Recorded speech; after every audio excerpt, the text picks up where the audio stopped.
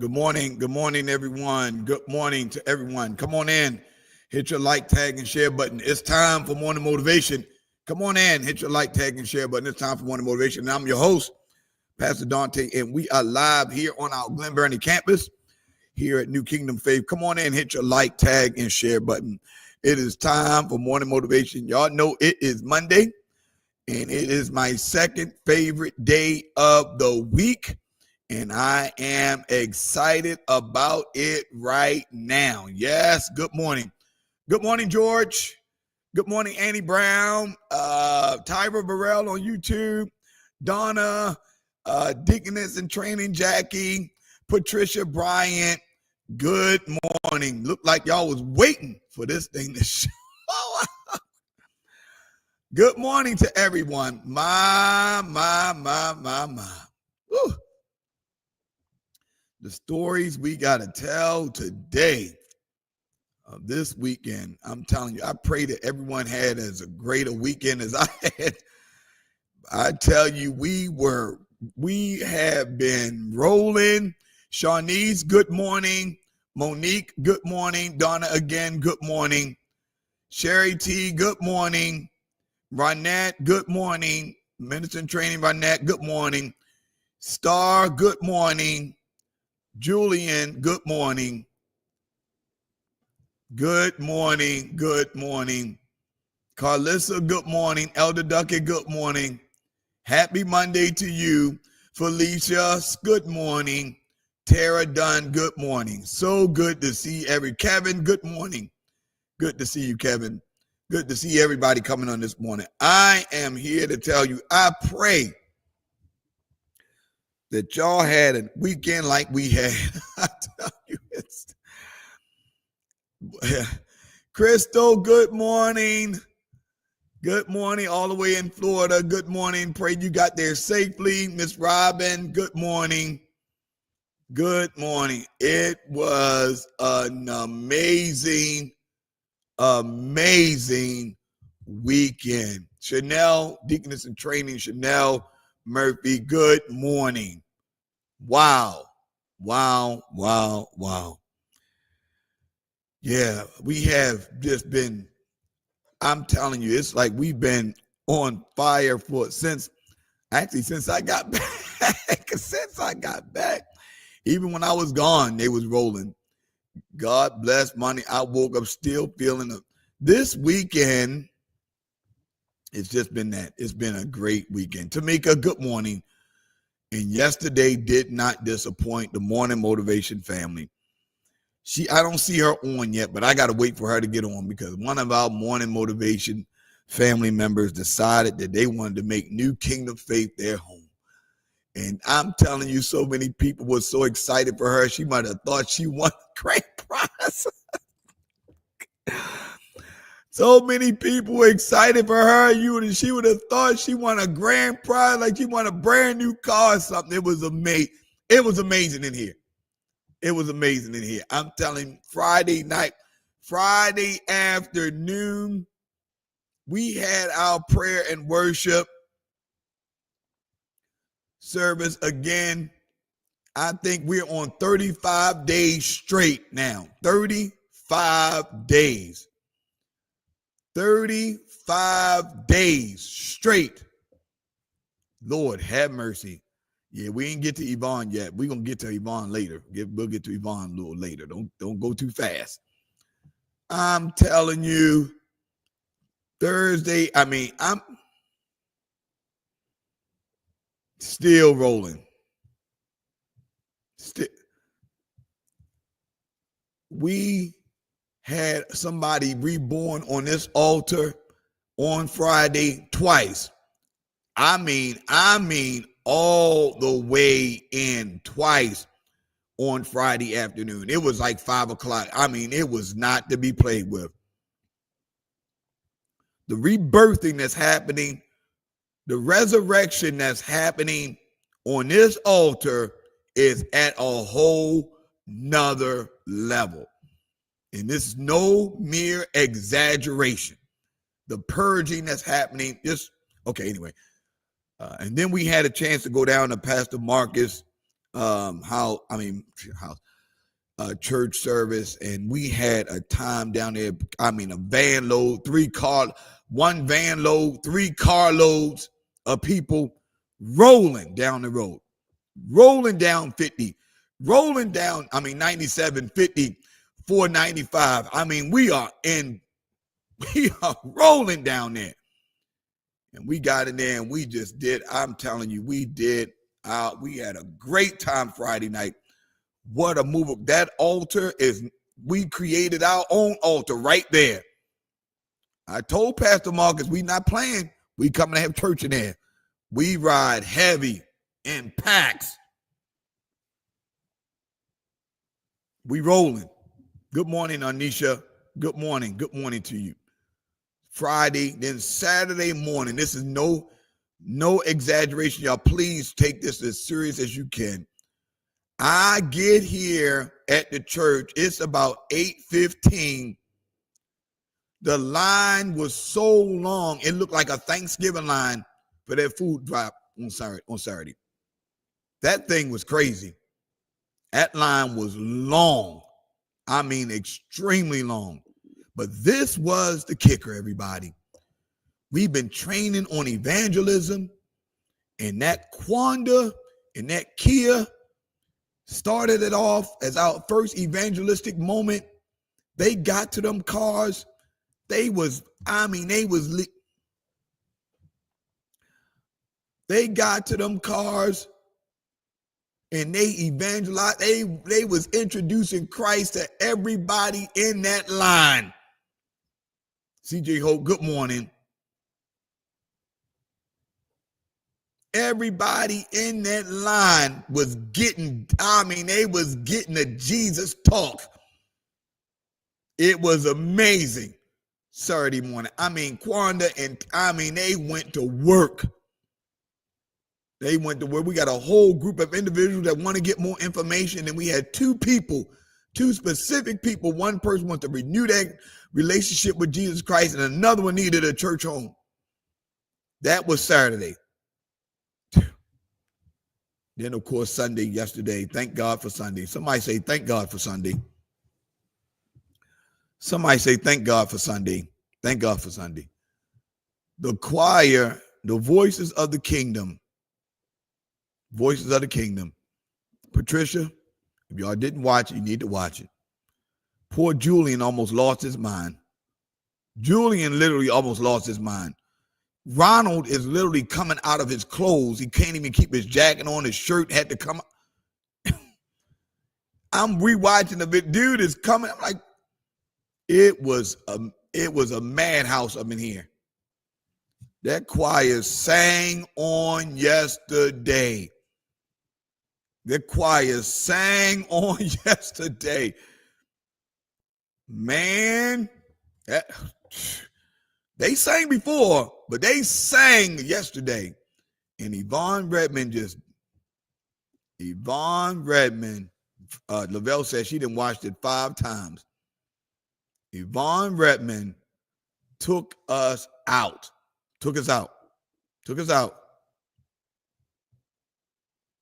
Unshakable faith. Yes, unshakable faith. That's it, Stephanie. That's right.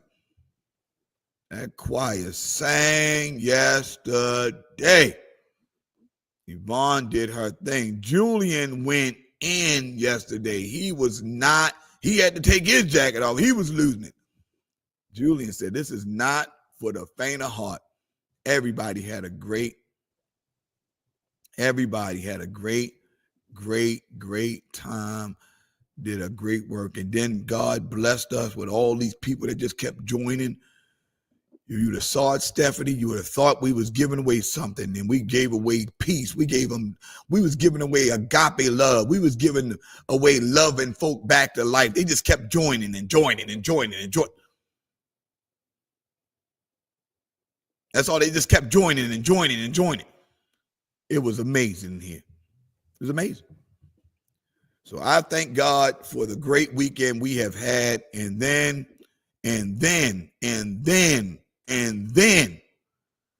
I'm tired as all get up.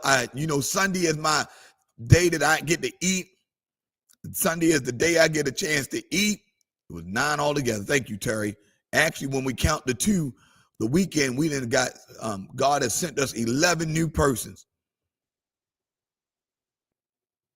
All I kept saying is we have another one. That's all you kept hearing. I'm here to tell you, I was tired as all get up.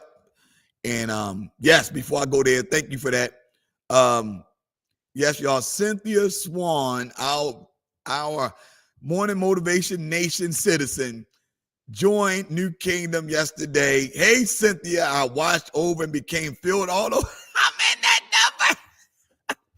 Cynthia said, I'm in that number. Y'all not listen. This thing is not to be played.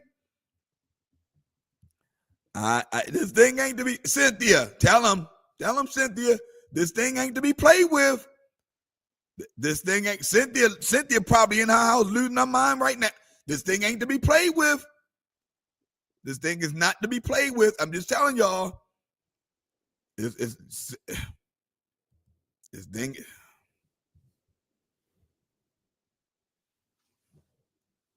This thing is not to be played with. And then we celebrated Pastor Diane, her birthday. We had a great time. That daggone cake was amazing. Good God, that cake was so good. Anybody have a piece of that cake yesterday?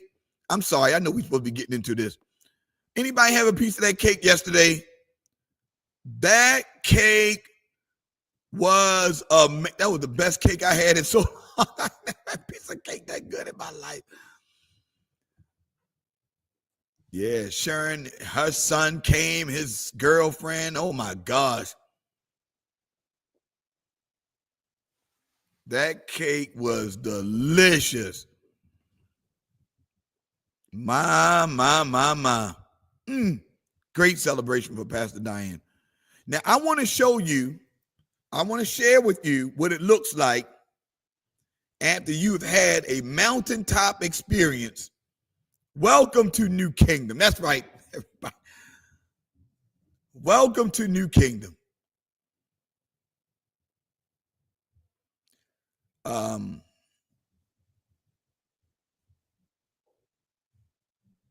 Well, you listen, Yvonne, your dream came true yesterday. Huh? Your dream, look, Yvonne said, this is a lifelong dream in prayer. Your dream came true yet. Dreams are getting manifested.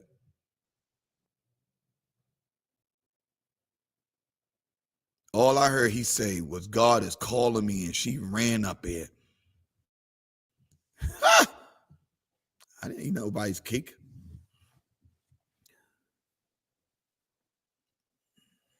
So after the service, my mind is already set because I know what my day is going to bring. Teresa Harris, good morning. I saw Teresa yesterday. On Saturday. I was ready to give myself something to eat because that was my day that I can get a chance to sit down and fellowship and eat and then get some rest. Then I called Chief Apostle Larry Lee Thomas and I asked him, is he okay with getting down to Pastor Marcus because he had to preach? And he said he needed a ride. And if you could have saw my face, I'm tired, I'm hungry. The last thing I wanted to do, and it was nothing against Chief Apostle, I love him to death, but it was nothing I wanted to do. But I did not want to drive back down to Suitland, Maryland. But God said, you can't miss your shift. Can't miss your shift. You can't miss your shift. So the church, everybody's gone. Everybody's probably gone and got themselves something to eat because they was all tired and they didn't spend. The pastor had to drive the apostle, be an armor bearer, something. That's my assignment, Cynthia.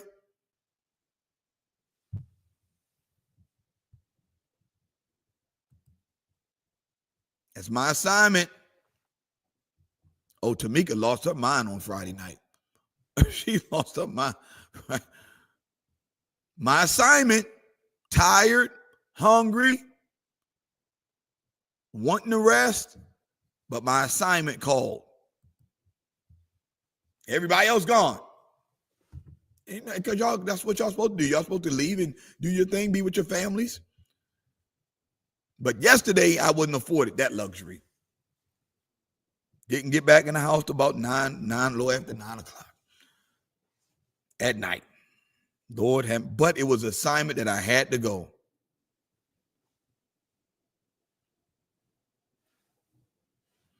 It was an assignment I had to do. And thank God for the assignment. Thank God for the assignment. Thank God for the assignment. So thank God for everybody that participated. Thank God, I know your church service was amazing. I know your pastor preached an awesome word. The weekend was probably amazing with your family. Thank God for your weekend. Thank God that he kept you. Anybody excited that you've been kept? Kept by the hand of God. Kept by the hand of God. So anyway, God, we are now still, someone came up to me on Sunday, said, Pastor, I'm so grateful you are teaching this cost of discipleship. She don't even comment most of 99% of the time, but she said, I'm listening all the time, Pastor. Thank you for the cost of discipleship. That's all she said, Pastor. Thank you for teaching cost of discipleship. Thank you for the cost of discipleship. And I'm so grateful that we had a chance. I have to be ready at all times because you never know when you're going to fall asleep. Huh? Yeah, it's life-changing, Stephanie. It's life-changing. It's life-changing. All right, everybody type in COD, disciple and the individual. Or is it individual and the disciple? Yeah, disciple and discipleship. I'm sorry, I put disciple. Discipleship and the individual. Raquel, good morning. Good morning to you. Good morning to everybody that I did not say good morning to. You are here live with us on Morning Motivation Nation. And it is Monday. You have to be ready for your assignment. You have to be ready for your assignment. My Lord, you have to be ready for your assignment. Sharon prayers are coming to pass. Woo, Sharon Barksdale. My.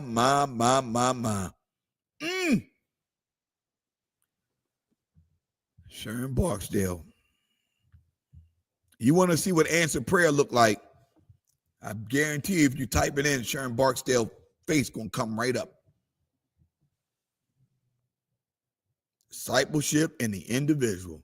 You want to see what answered prayer looks like? Google answered prayer, and Sharon Barksdale face gonna come right up. It's big. It's happening. It's happening. One by one.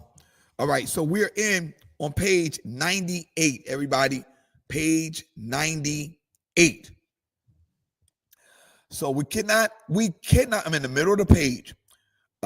We cannot. Okay, I'm sorry, at the bottom of the page. I apologize. I'm at the bottom of the page. This breach with all our immediate relationships is inescapable.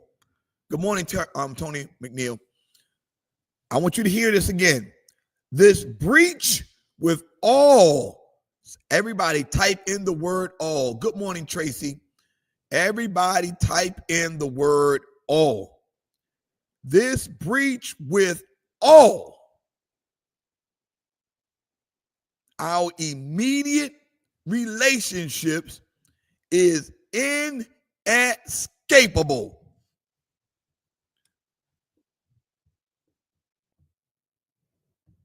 Inescapable. Pastor, I don't know how you're doing this. How can we do it?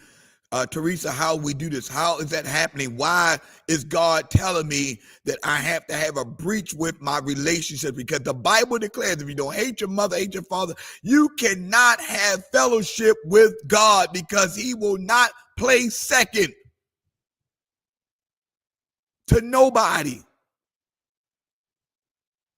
And because every time what will happen is the moment you get close to God, something is going to happen in your family or in a relationship, and you're going to have to choose. Oh, am I telling the truth? You're going to tell me you haven't had to do it since this Lent season? And some of us have chosen opposite of what the king and what God had called you to choose. You will have to make a decision.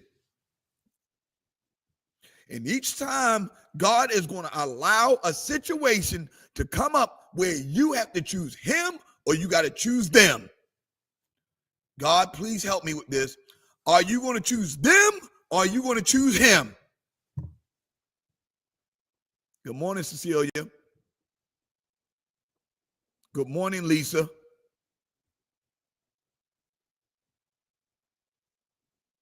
You're going to have to make a decision.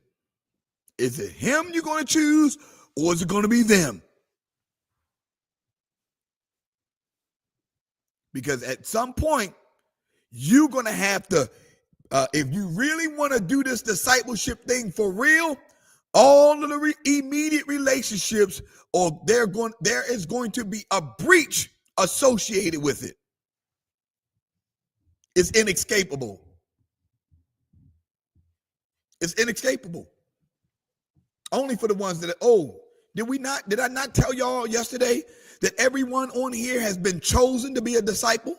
If you made it to any church, if you made the decision to get up, get in your car, or get on the bus, or get in that Uber, or get in that Lyft, and you make it to church, you have been chosen to be a disciple. Now, if you answer the call, that's on you.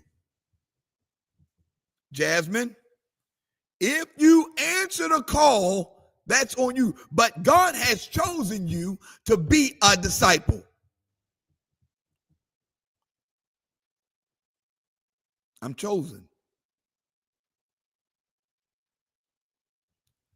So it may take the form of an external breach with family or nation. In that case, we shall be called upon to bear visibly the reproach of Christ. It's going to be a visible breach where they don't, Quanda, if she's on, or anybody else that may have been feeling this or felt this before, well, I'm telling you, there'll be family members you might not see for a long time because they can't handle who you becoming. They don't even want to be around that. You have seen it. I know you have. To Neil McCoy, good morning. It's been visible. The breach is visible. I've had friends that I grew up in ministry with, haven't seen them ever. Haven't seen them since. I'm not saying they're doing anything wrong, but there's been a breach with the relationship. God has me going in a different direction. And somebody, I got to say this, you have to be okay with that.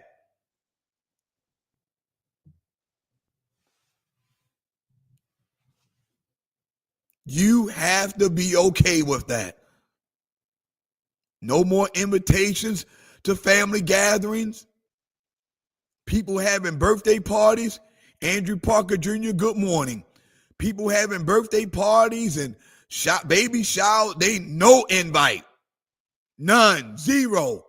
You not getting a text message. You not getting a phone call. You getting nothing.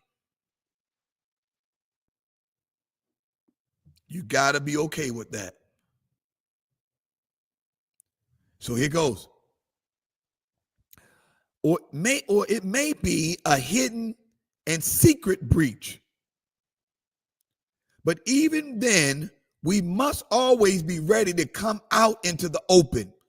In the last resort, it makes no difference whether the breach be secret or open.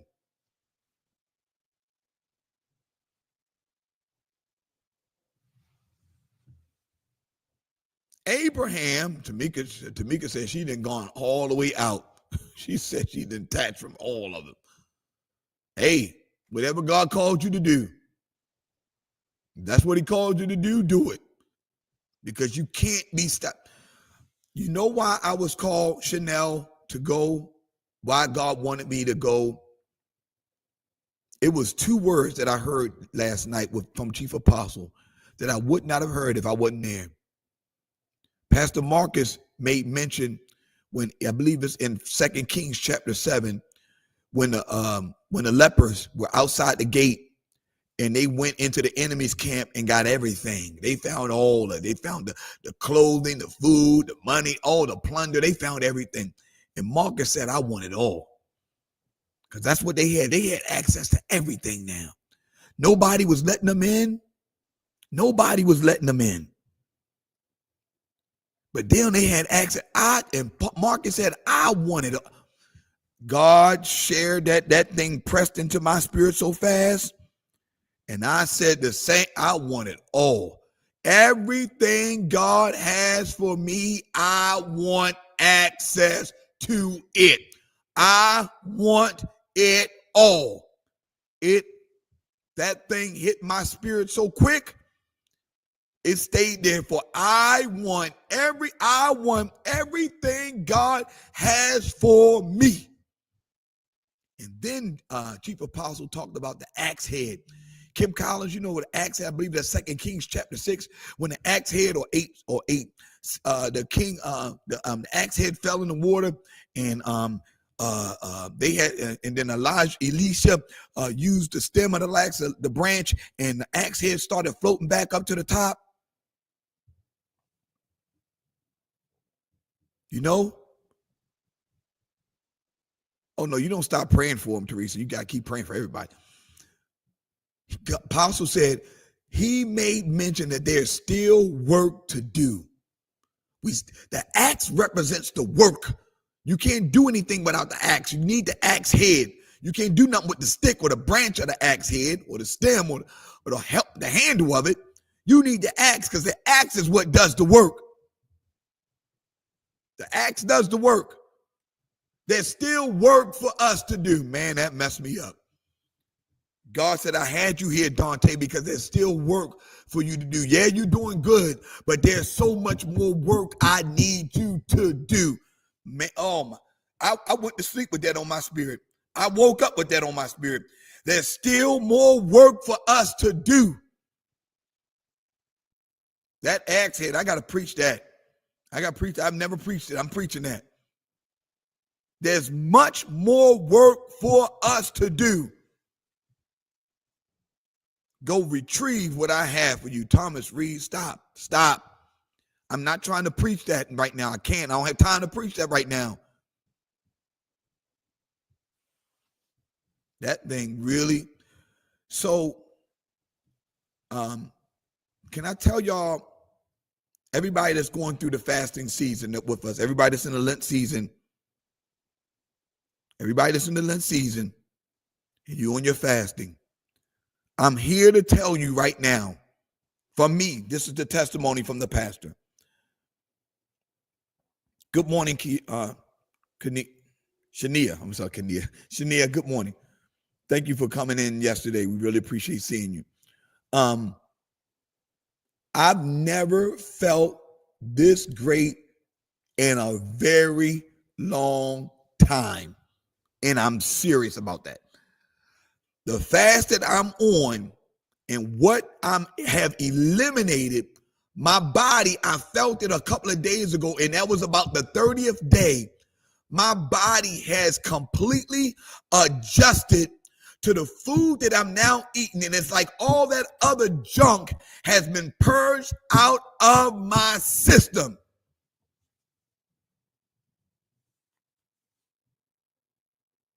I was an addict. I was literally addicted to sugar. Haven't had one. Only piece of sugar I had in this is that cake that we had on yesterday, because that was my day. I have never felt this great in years, naturally and spiritually. You got to watch what you eat. I didn't know it. I didn't know it affected me as much as it did. You have to watch what you eat. When you wake up and you still tired, That means you got something inside of you that's literally, oh my goodness.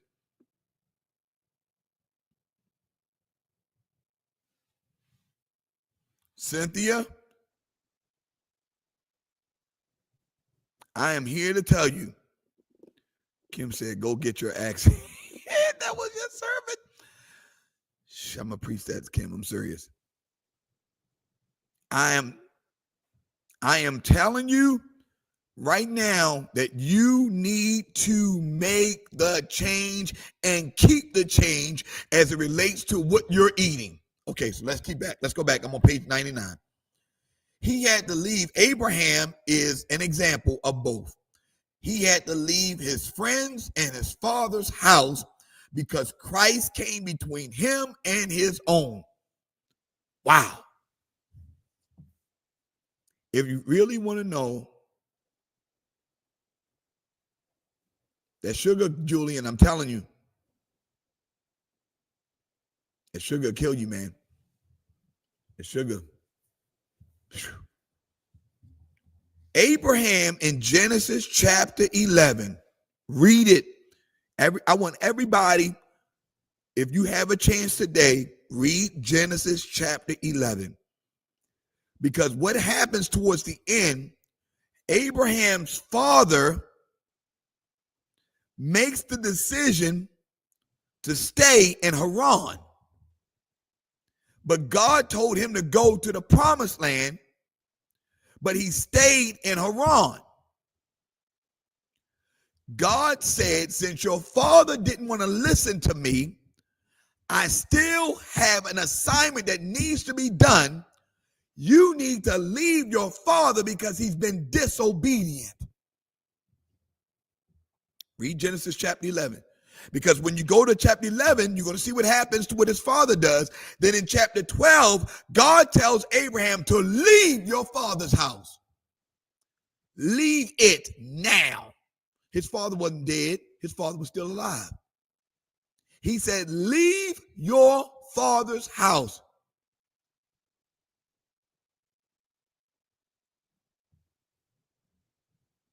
Leave your father's house. It does not matter.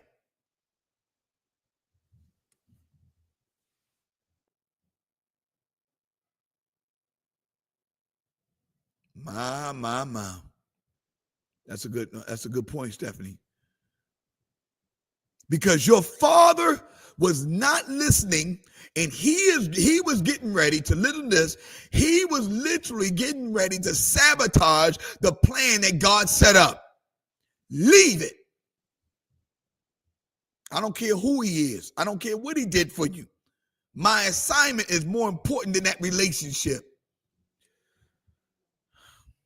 On this occasion, the breach was evident. I'm on page 99. Abraham became a stranger, a sojourner, in order to gain the promised land. This was his first call. The first call you have from God is to leave. Lord have mercy. Leave the life that you've been living. Leave some of the people that you've been around. I'm not saying everybody that you've been around is bad. Please don't get me wrong. I'm not saying everybody you've been around is bad. But God says my assignment requires a breach.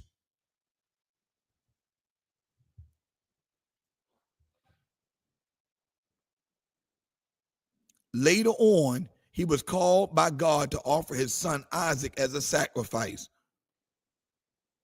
Christ had come between the father of the faith and the child of the promise.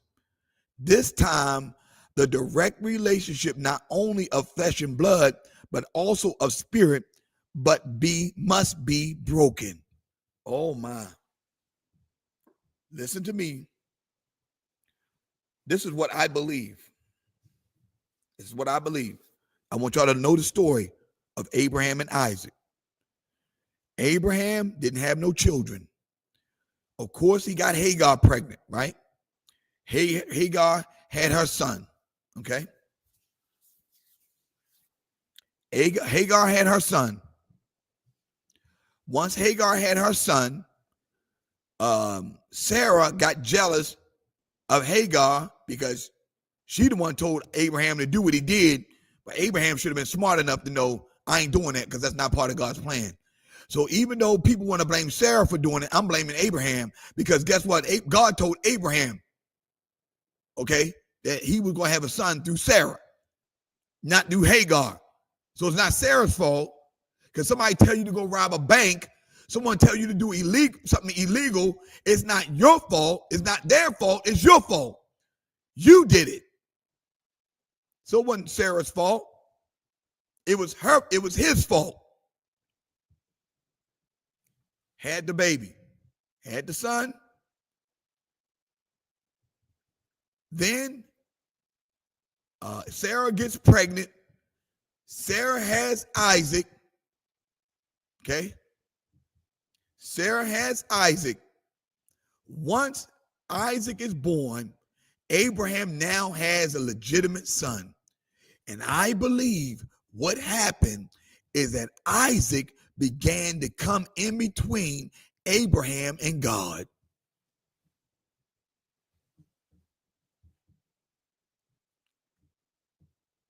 That's a good one, Stephanie. When you accept the assignment, you accept the breach. I believe, Kim, with all my heart, that Isaac was gaining more attention than God was in Abraham's life, because he finally got the son he was promised. And I'm here to tell you, don't you allow unanswered prayer to come before your relationship with God. And that's the reason why many of us, our answered prayers have been held up, because God knows that the moment that answered prayer shows up, it's going to come between you and him.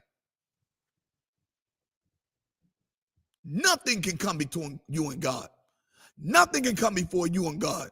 I don't care who or it is. It can't come between you and him. Kiana, good morning. So the moment, Tiffany, good morning, the moment I believe God had to test, okay, Abraham, I'm seeing your love for Isaac. I'm seeing who you are. I'm seeing what Isaac means to you.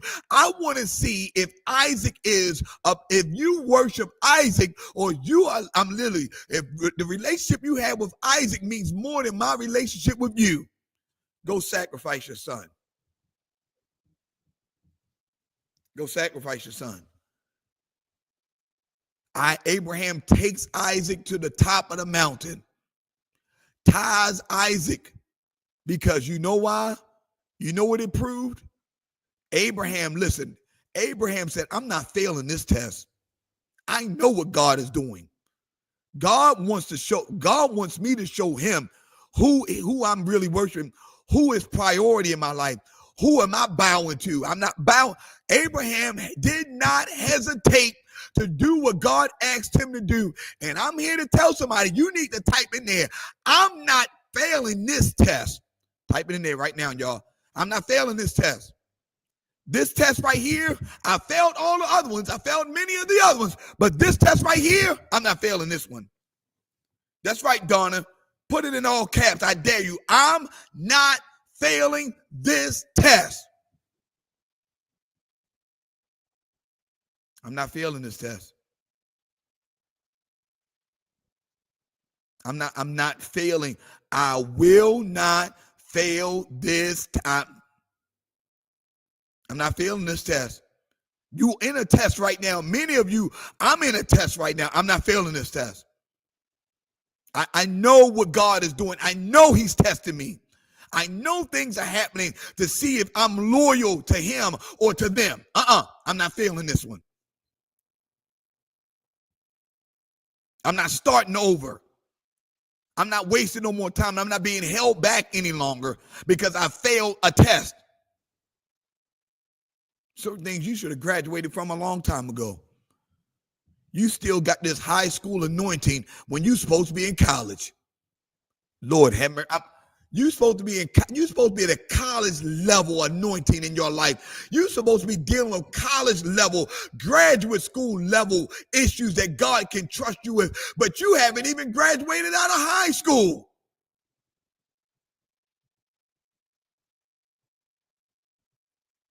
You know what? You still letting people get you all caught up emotionally. You emotionally attached to people. They do something against you. You all bent up out of shape. They already took you off. That's high school. That's what you did in high school. I want y'all to look at some of your behaviors. Some of the behaviors that you display is high school. He can't trust you with the next level. When you still allowing the same things to get to you and get you all twisted and turned inside and out, that's high school. People shouldn't be having that. People should not have that kind of power to steal your joy.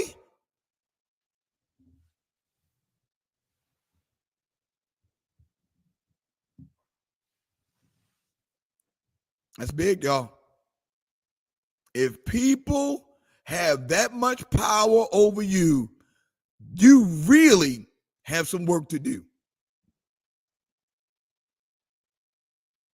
Never pull you out of character. If y'all been around me for any amount, I'm talking about for 2, 3, 4 years, that's the one area I'm constantly preaching about. Nobody should have that much power out over you for pull you out of character.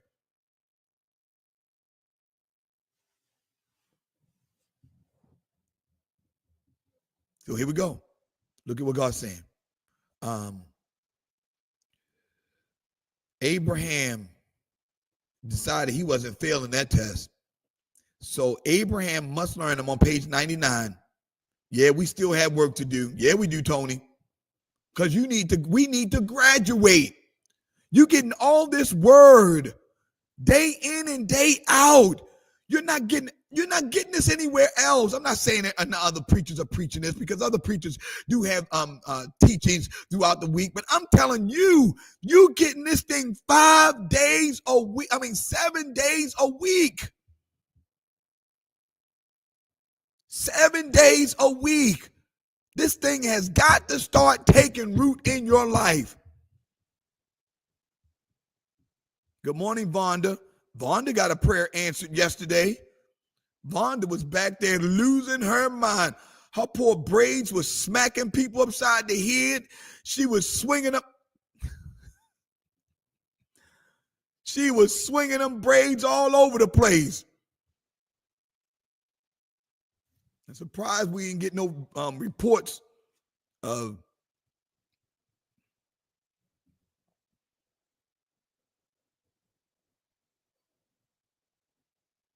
her son joined the church yesterday. Thank God for his life.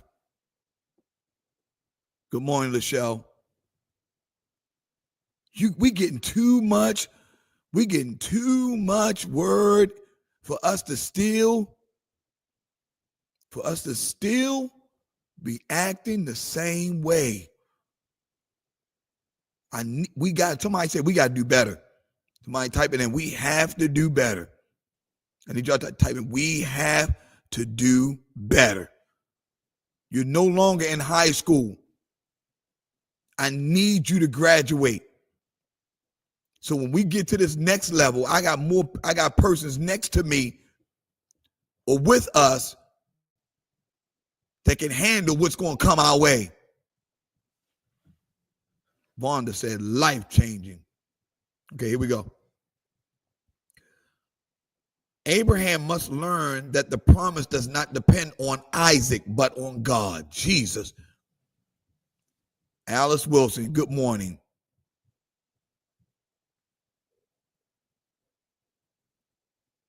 No one else hears this call of God, not even the servants who accompany Abraham to Mount Moriah.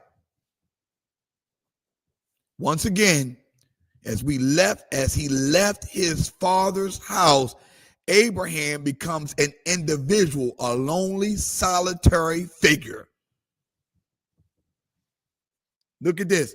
He left his family again.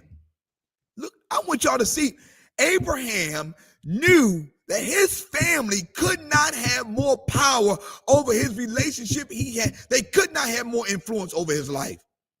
He was told to leave his father's house, and then he had to leave his father's house again, which means he had to leave God. He had to leave the house that his father helped him, God helped him build. He left Sarah and everybody else in camp, left them, and did what God told him to do. You waiting on people to line up with you. You waiting on people to agree with you. You waiting for people to side with you. They're not going to do it because they didn't call them. God called you. He received that call, and nobody, Sarah didn't get the call. I'm talking to the husbands and wife teams because there are things that God told me to do that I had to do outside of my wife. I had to because that's what he told me.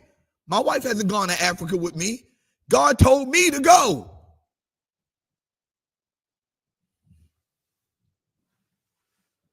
Okay.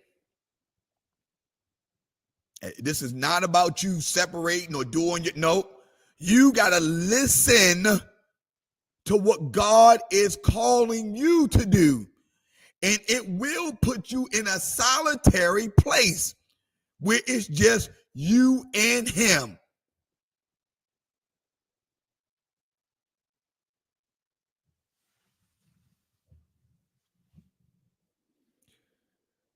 He accepts the call as it comes. He will not shirk at it or spiritualize it. My God. Do y'all not get tired? You know what? Let me tell y'all this right now. Let me tell y'all. One of the things that I had to purge out of this ministry were these super spiritual individuals. I had to. It couldn't happen. It was too much. It was too much. They had no idea how to operate with the wisdom of God. They spiritualized everything. They were so super spiritual, they did not realize that God sent the Holy Spirit so we can access the wisdom of God. I had to purge it out. I didn't purge it. I'm sorry. God purged it out. Because I was seeing them and hearing them, but things wasn't adding up. I was seeing all the stuff they were talking about.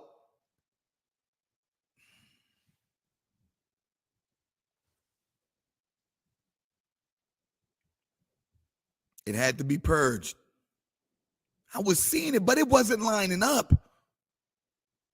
And just because you loud, don't make you spiritual. Okay. Now, I know I'm loud, but I'm trying to access the wisdom of God. People loud and try to be spiritual, and there's nothing that's lining up.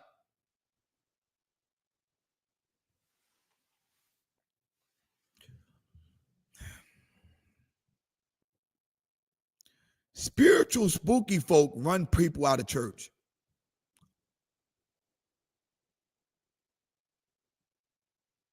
I'm going to say it again. Spiritual, I'm talking about super spiritual spooky people will run people out of church. I've seen it happen. They'll make you feel like you're not saved. They'll make you feel like you're not going to heaven. They are constantly condemning you. They don't see nothing good in what you're doing.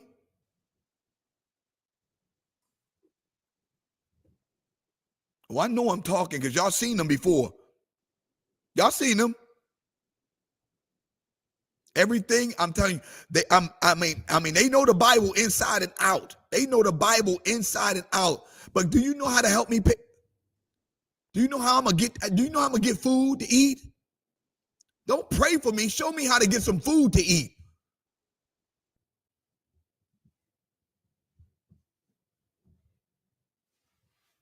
You look at they'll look at somebody dressed a certain way or doing certain things, but at least they come into church, but then they're going to try to convert them right then and there and not allow God to do what he needs to do. Yes, he did, Thomas Reed. That's the struggle. That's one of the main struggles with persons coming into church about not being judged by how they look, how they smell, what they do, how they're trying to get their life together. It's not going to come all together at one time. Be patient. Be patient with them, please. Somebody say, be patient with me. I'm still trying to learn how to pastor.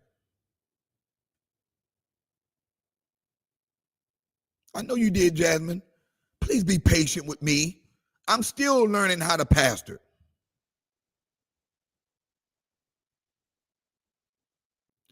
One of the greatest preachers in our lifetime preached his last sermon yesterday. The great Bishop Walter Scott Thomas Sr.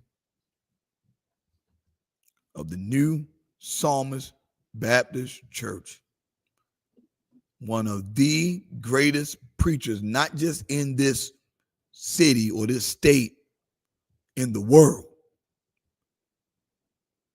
Preached his last sermon yesterday. I ain't Bishop Walter Scott Thomas Sr. So I don't know everything he knows. I don't know everything he knows. So can you be patient with me? Please. I'm trying to do this thing the best way I can. And then can you be patient with someone else? Allow grace. Save room for grace, please. Because I can't. Now, this is one thing I'm very serious about. Because I love God's people. I'm a pastor. And that's so I know I love God's people. I may overly love them, but I love them. I give them chance after chance until God says enough is enough. But what we not going to have, and I know your pastor is going to say the same thing. I know every pastor is going to say the same thing. Please don't let me preach them in and then you run them out.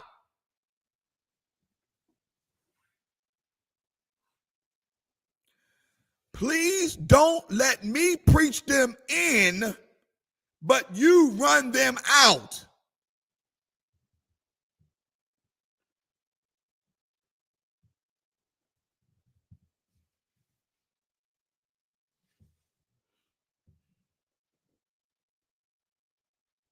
We done all that work, but you will run them right on out.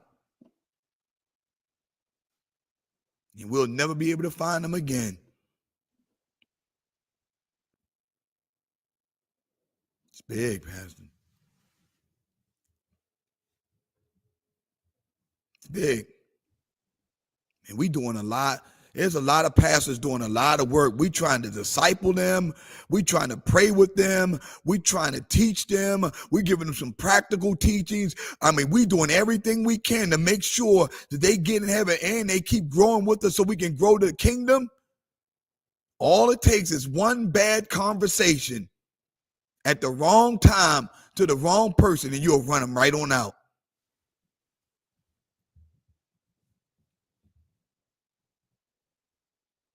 So here we go.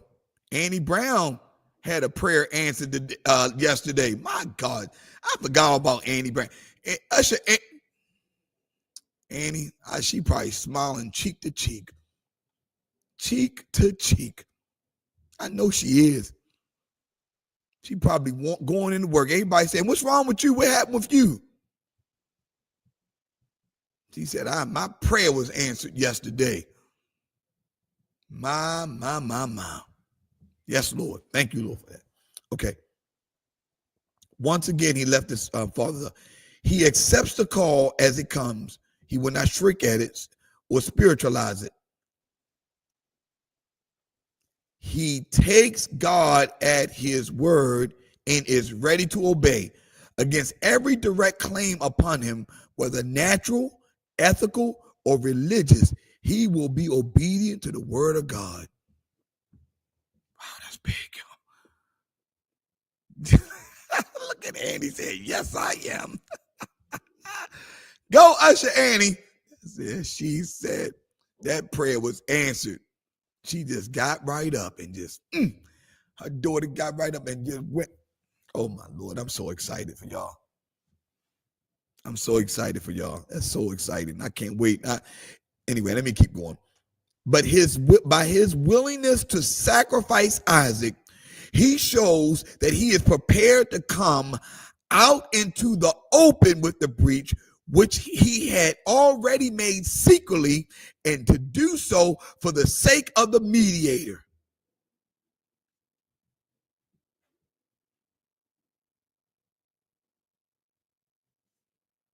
And at that very moment, all that he had surrendered was given back to him. He receives back his son. So the mediator, y'all know who the mediator is, right? The mediator, Jesus Christ, stepped in because the ram was in the bush, right? The lamb was in the bush. He's right there in the bush. So Jesus came in before Abraham was about to sacrifice his son. Now I heard Jamal Bryant say this, and I had to think, and I gotta keep reading. I gotta keep reading because he made this statement a few weeks ago, and I heard it. He said, after that interaction with Abraham and Isaac, you never really hear about them being together again. I said, I got to read that because it's got to do something to Isaac's psyche when you see your father about to kill you and you ain't even do nothing. Somebody better talk back to me. And Arnisha, I don't care how well, good morning, Charnette. I don't care how well put together you are, but if you got your parent about to kill you and you ain't do nothing wrong, that's going to mess with you a little bit. Y'all don't want to hear about this, okay?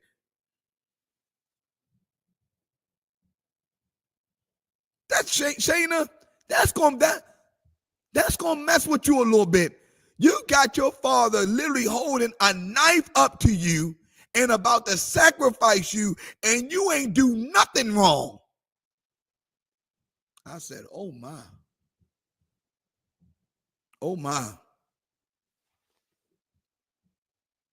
That had Lisa, that's some childhood trauma right there. And it never talks about them having a conversation about why he did it or what he was called to do.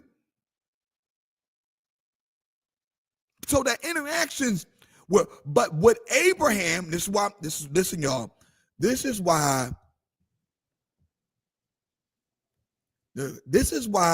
you have to always listen.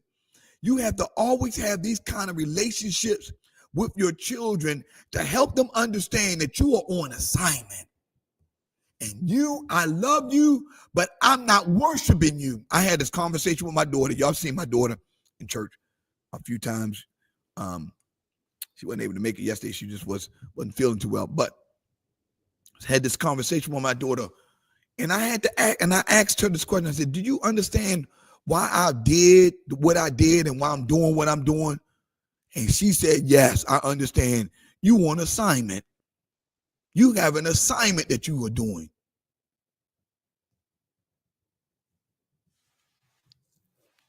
Some of y'all, we got to have these hard conversations with our children, because that's a conversation that Abraham needed to have with his son afterwards. Now, Isaac, as you can see, still became literally the father of nations. He was there. He did what he did. So obviously he had a relationship with God, but that's a conversation that needed to be had. So let's go. So Isaac had faith to lay on the altar that the Lord will provide. Yes, I believe that as well. But there's a reason, Kim, that they did not have a conversation after. It's when you don't see the interaction. Now, maybe it's just me. Maybe we just looking too deep into it. But like I said, that would have messed with me a little bit. I got faith now, but I want you to see that I have faith, but you looking at a knife getting ready to come at you is a little different. Okay, so here we go, y'all. All right, the mediator, Jesus, comes in. He comes in and literally becomes the sacrifice. So we always talk about the fact that you will see Jesus throughout the Old Testament. He is not limited. Listen to me, y'all. Jesus Christ is not limited to the New Testament. He was with God in the beginning. All throughout the Old Testament, all you seeing is Jesus throughout the entire Old Testament. That was one main one. You saw it. He manifested himself. He became real. He became what they could see. At that moment, he became the mediator, standing in between life and death. Okay? And at that very moment, all that he surrendered was given back. He receives back his son. God shows him a better sacrifice, which will take the place of Isaac.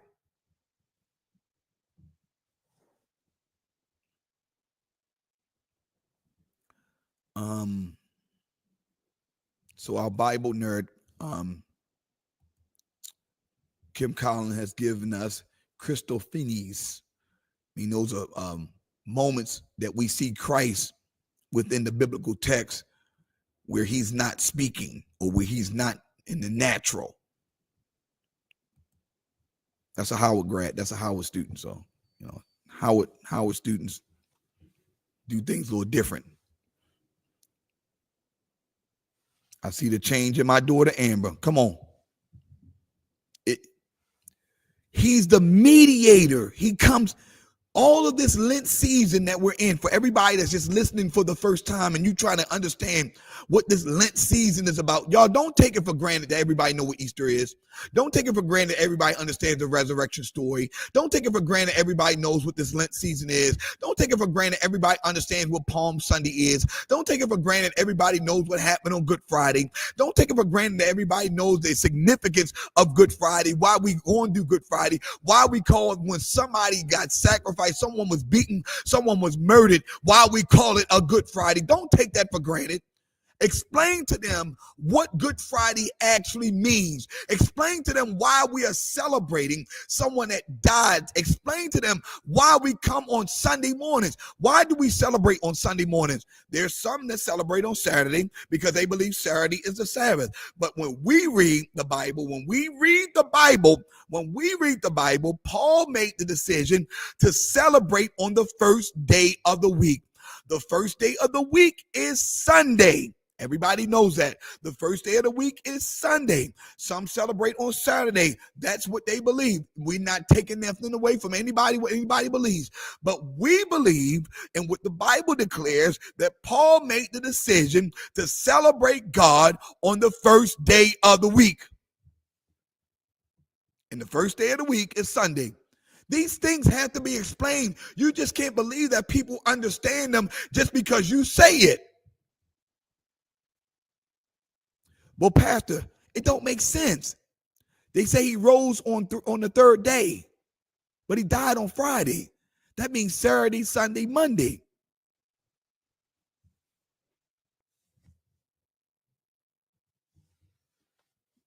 So why are you saying Saturday, Sunday, Monday? That doesn't make sense. Because the Jewish calendar and the Jewish time, during that time, it started at a different time. 6 p.m. was a new day. Come on, somebody. 6 p.m. started a brand new day. So that's why we celebrate on Sunday, because Sunday starts the brand new, it's calculated to be the third day from Friday. Because he died on Friday. He died on Friday. So you got to count Friday. You count Friday, Saturday, Sunday.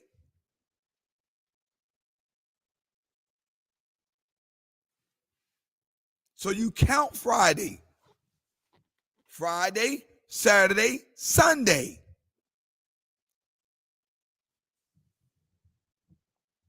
I'm just trying to help you because there's somebody listening that really didn't understand that. And if you got the boldness to say, Pastor, I didn't even understand it. Thank you for explaining that to me.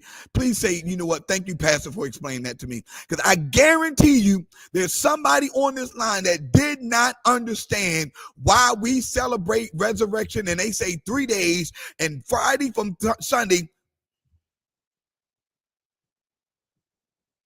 Friday from Sunday does not count 3 days. I'm counting Saturday, Sunday, and Monday. But we have to count Good Friday. We have to count Friday because the day was still Friday when he died.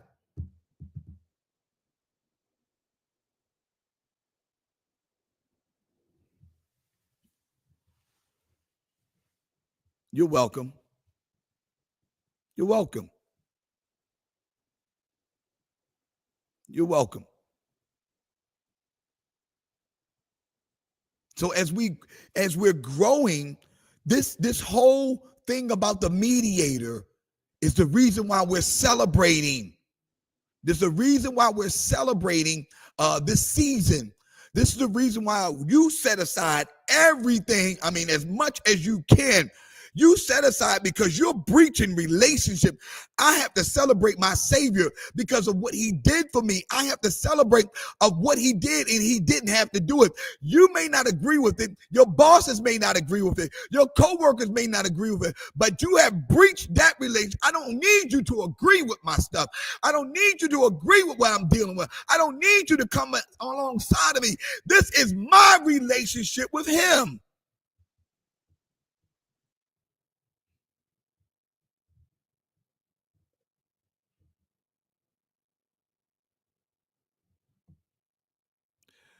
So that's a good question, Arnisha, and I'm gonna give you the answer in a little while.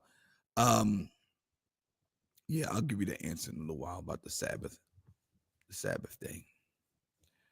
Because remember, Arnisha, in the Old Testament, God said, don't do nothing on the seventh day, right? The seventh day, you work all days, you work all 6 days, but you don't do anything on the seventh day except worship him. Saturday is the Sabbath, is the seventh day. So that's why we're the Seventh Day Adventists and all that, because the seventh day is Saturday. That's the Old Testament where he said you work all 6 days, but you don't do anything on the seventh day. And Saturday is considered the seventh day. Make sense? Sunday, Monday, Tuesday. So we know Saturday is the seventh day. So that's why they call Saturday the Sabbath, because that's what the Old Testament said in Moses. In Exodus, you do not do anything on the Sabbath. No working, no nothing. You come to church. You worship God. And you keep moving. Got it? All right, good.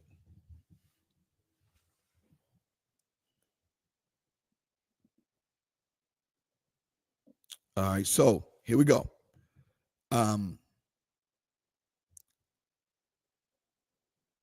The mediator. Here we go. I'm still on page 99. Since he had shown himself ready to obey literally, he now is allowed to possess Isaac through him. He had him not to possess him through Jesus Christ.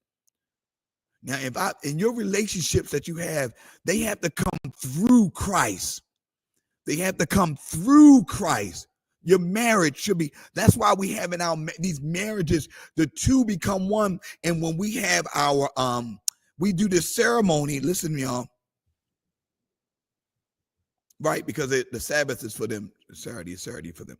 So that's why in the marriage ceremonies we do the candle. We have 2 individual candles and 1 candle in the middle. And when the 2 become one, that 1 candle in the middle is Christ. And Christ is the one part of the relate where the two become, that's the only way the two can become one, is when they come through Christ. That's the miracle of how can two become one. It's okay. Let me give you the let me explain it to you better. I always, when I was staying with my cousins, it was nothing but girls. My cousin Latanya, it was nothing but girls. So they had these, they was always seeing braids, and I love to see how girls braided hair, right? And I looked at it, I'm like, how does the braid stay in place? How does the braid stay in? Listen to y'all. What braid? I want y'all to talk to me. What braid keeps the braid in place? You got 3 braids. You got one on each end and one in the middle. What braid keeps it in place? There's 3. You got one on each side, and then you got one in the middle. What braid keeps it in place? Come on now. I know y'all women should know this. It's the middle braid. The middle braid keeps the braids in place. Oh my, okay. Y'all not gonna help me. It's there you go, Chanel. The middle braid keeps up, and when you have the braid, you only have one braid. You don't have 3 braids, you have one braid. So that's the miracle of 3 becoming one. Oh my God. Now Christ, the 2 becoming one, you are intertwined with Christ, and that's how the 2 become one.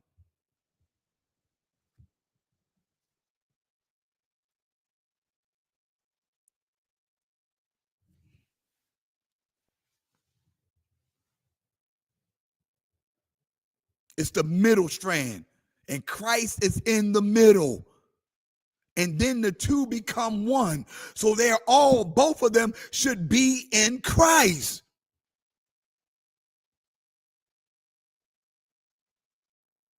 Lord have mercy. That's some good teaching right there. I'm helping somebody. So the importance of marriage counseling. How many of y'all, when y'all got married, none of that was explained to you? You just felt like this was what we supposed to do, and let's go ahead on and get married because I feel good with you and you feel good with me. Let's go on and get married. Out of order.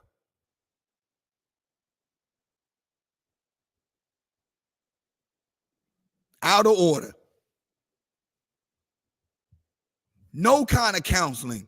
Nothing.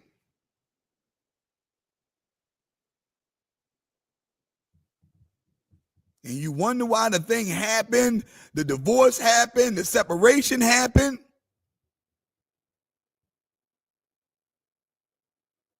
Didn't even have counseling.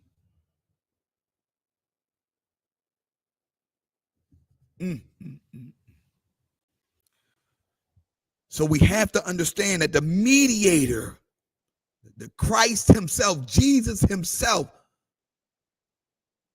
literally was the one that helped save Isaac and then brought Isaac back. And now Isaac and Abraham were one in him. Okay, let's talk. Let's keep going.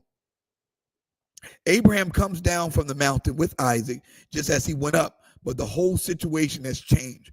Christ has stepped between father and son. Abraham had left all and followed Christ.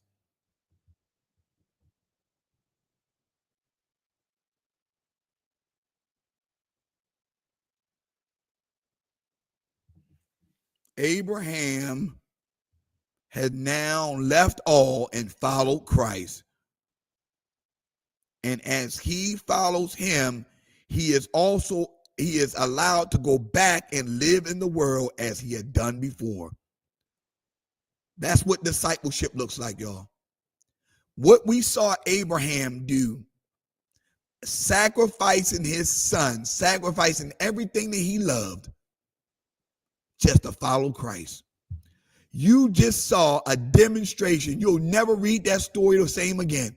You just saw the demonstration of discipleship in the book of Genesis.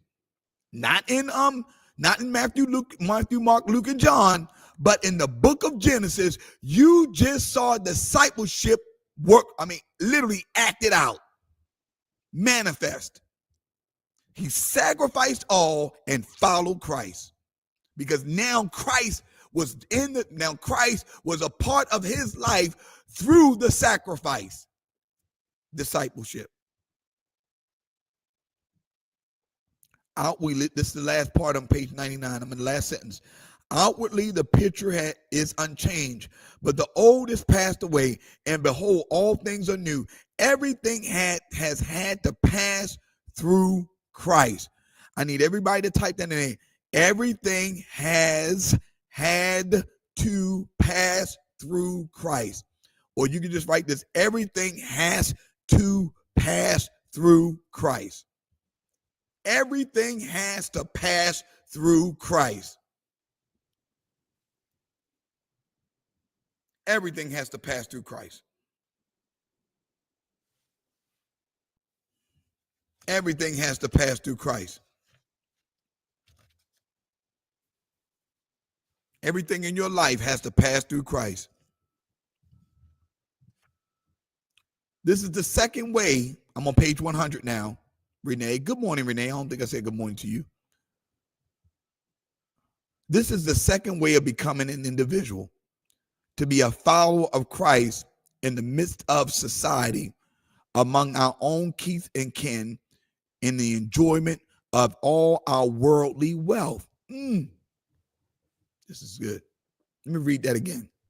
This is the second way of becoming an individual: to be a follower of Christ in the midst of a society, among our own kin and kin, and in the enjoyment of all our worldly wealth. But note that it is Abraham who is called to this manner of life. Abraham, who had already known what it was to make a visible breach with his past. Abraham, who is the New Testament, in the New Testament, became the example of faith. Y'all remember that in Hebrews, right? So now listen to this. Just in case they tell you you have to be a disciple and have to be broke at the same time, that's a lie. He wanted that young man, that rich ruler, to sell everything, because that rich ruler was living through his wealth. And in order to live through Christ, he had to give up what he was living through. Abraham didn't have no problem doing it.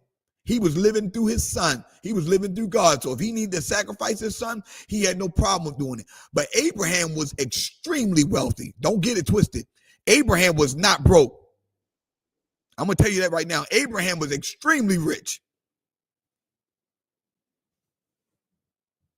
So Abraham, even though he did the sacrifice and he's with Christ, he still was able to live in his life and live with his wealth, live with his family, live with his servants, live with all that he had, and still follow God at the same time. You can't allow that stuff to grow. You can't allow that stuff to control you. You can't allow that stuff to do what it wants to do through you. You got to stay focused on Christ. And if the stuff comes, you still live through Christ. It all lives through Christ. You give, you keep giving, you keep giving, you get it, you give, you get it, you give.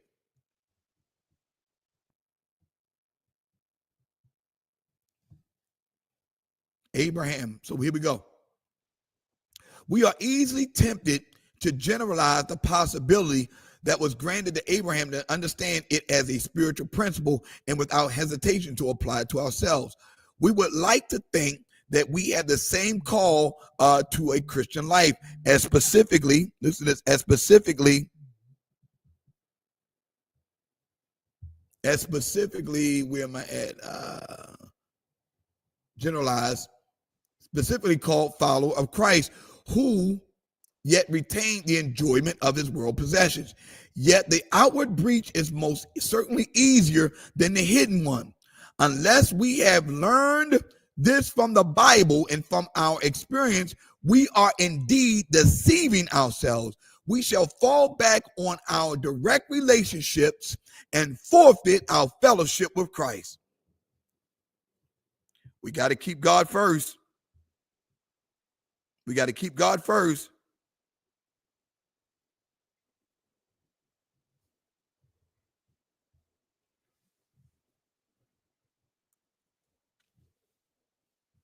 Got to keep God first.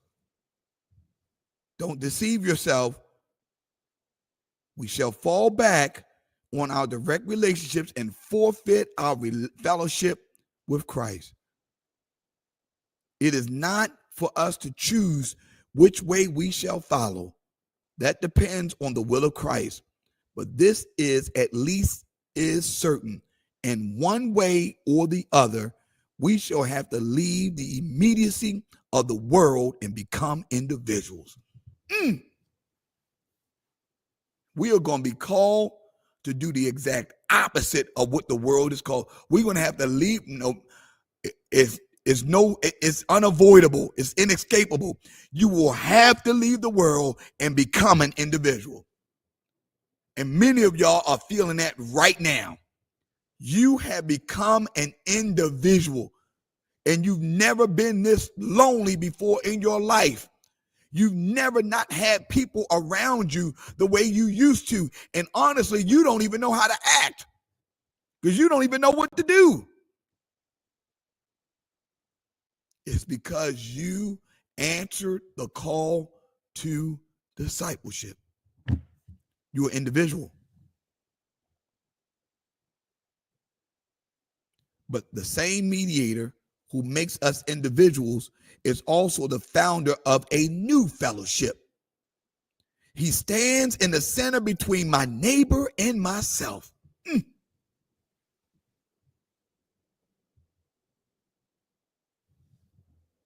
That's why you got a new family. Y'all ever notice that? We're around each other so much. We loving on each other. We supporting each other. We encouraging each other. We're going through classes together.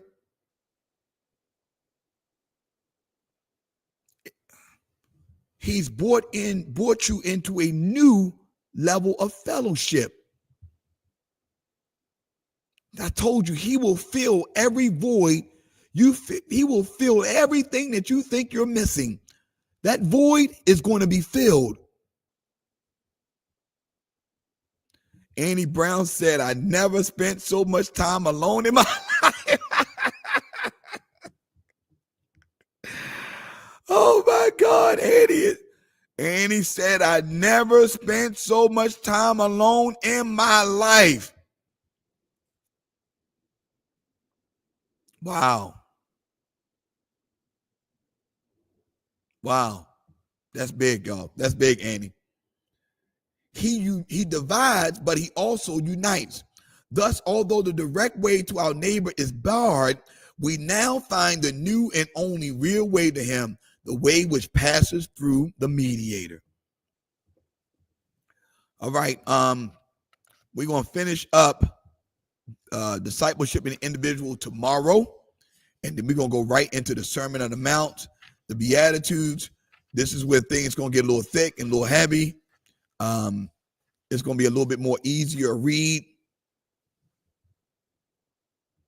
Yeah, you're right. Because they don't talk like you, Lavelle, and they don't talk like us. It's going to, the reading gets a little easier. So if you have your book, you'll notice the shift in reading when we get to the Beatitudes. This book is broken down. You have a blessed day too, Kim. This book is broken down now. He's going to start talking about the Sermon on the Mount. Have a great day, Anisha. Matthew 6, Matthew 5, Matthew 6, and Matthew 7. He's going to go through each principle from the Sermon on the Mount, and he's going to show us how to apply it to our life as disciples. I need you to be ready to start applying these principles to your life so you can become the best version of yourself. I know it will happen. I know it's going to happen.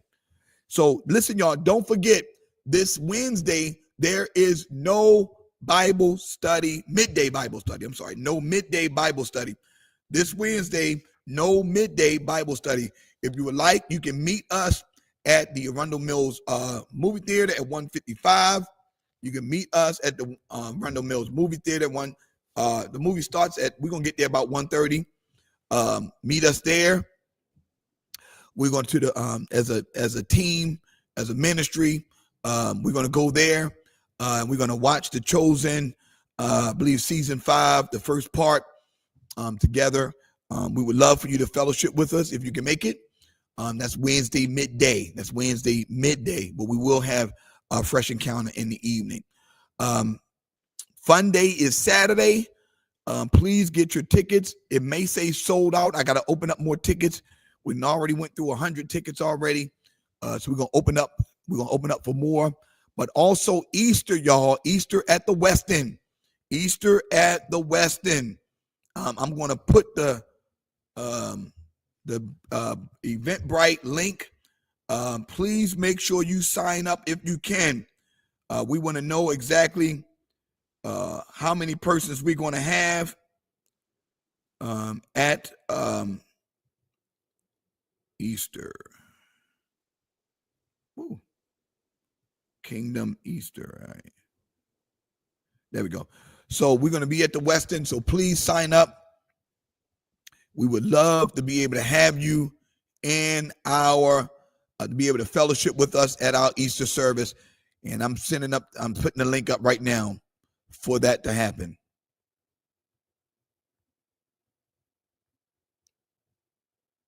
And no, Eventbrite. There we go. te.com. All right. So the link is right there. It's coming up right now. newkingdomeaster.eventbrite.com.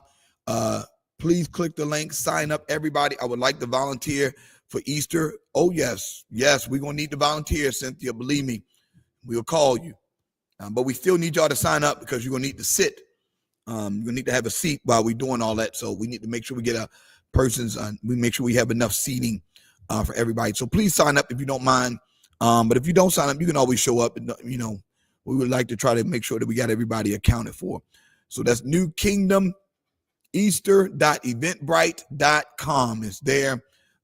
It will give you the access to sign up for us. We're going to have a great time in the Lord. Don't forget this Sunday is Palm Sunday. Make sure you come in and make sure you get your palms. We can tell you about the significance of Palm Sunday.